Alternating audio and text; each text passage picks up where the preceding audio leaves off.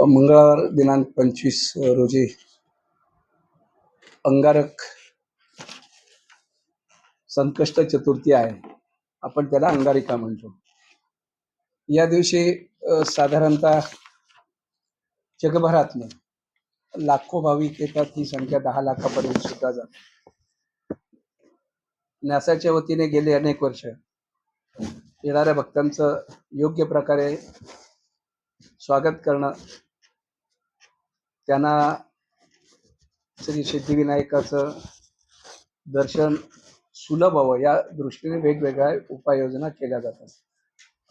मुंबईसारख्या दाटीवाटीच्या ठिकाणी 10 लाख लोक एकाच दिवशी येणं आणि त्याचं नियोजन करणं ही एक कठीण गोष्ट आहे. तरी सुद्धा न्यासाचे सर्व कर्मचारी, ट्रस्टी मिळून एक काम गेली अनेक वर्ष करत आहेत.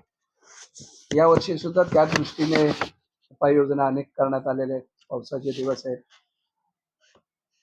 आलेले भक्तगण रांगेत योग्य प्रकारे उभे राहावे, त्यांना पावसाचा त्रास होऊ नये म्हणून तशा प्रकारचे मंडप उभारण्यात आले. पाऊस आलाच आणि जर पाणी जास्त प्रकारात तुंबलं तर लोकांना तोही त्रास होऊ नये म्हणून त्याची फुटपाथच्या इथे प्लॅटफॉर्म देऊन उंची वाढवलेली आहे. भक्तांना त्रास होऊ नये हीच यामागची भूमिका आहे. आणि म्हणून मी आपल्या माध्यमातून सर्व गणेश भक्तांना विनंती करतोय की सिद्धिविनायक न्यासाचे सर्व आम्ही कर्मचारी आणि ट्रस्टी आपल्या या सगळ्या व्यवस्था करण्यासाठी सज्ज आहोत.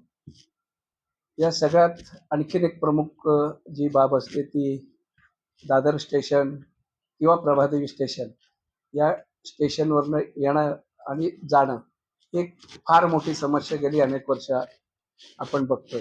आणि म्हणून न्यासाच्या वतीने प्रथमच एक नवीन उपक्रम सुरू केलेला आहे.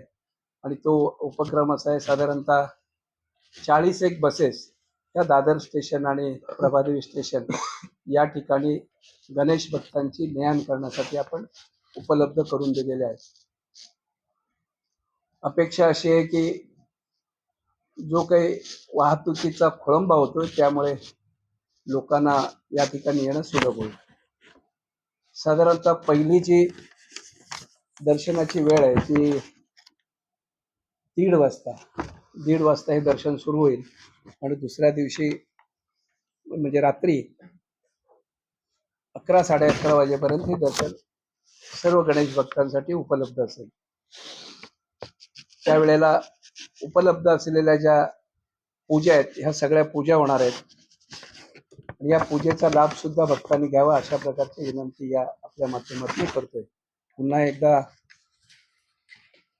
अंगारक संकट चतुर्थीच्या वतीने मी सर्व गणेश भक्तांना मनपूर्वक शुभेच्छा देतोय आणि आपल्या माध्यमातून निमंत्रित करतोय की आपण सर्वांनी श्री सिद्धिविनायक गणपतीच्या दर्शनाला यावं असं आपल्याला द्वारे आदराचं निमंत्रण करतो.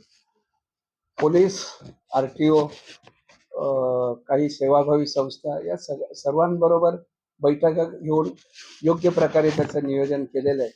मी आपल्याला ज्या बसेस सुटणार आहेत त्यांचा मार्गिका आहेत ह्याही आपल्याला उपलब्ध करून देणार आहे.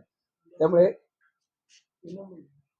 आणि ही विनामूल्य आहे. ही बस सेवा आहे, ही विनामूल्य आहे. कुठल्याही गणेश भक्ताला कुठल्याही प्रकारचा त्यासाठी पैसे मोजावे लागणार नाही.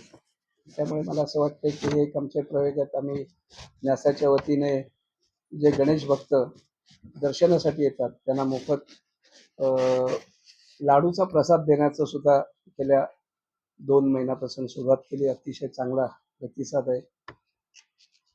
आलेल्या गणेश भक्तांना चांगली सेवा देणं हेच काम न्यासाच्या वतीने या ठिकाणी होतं.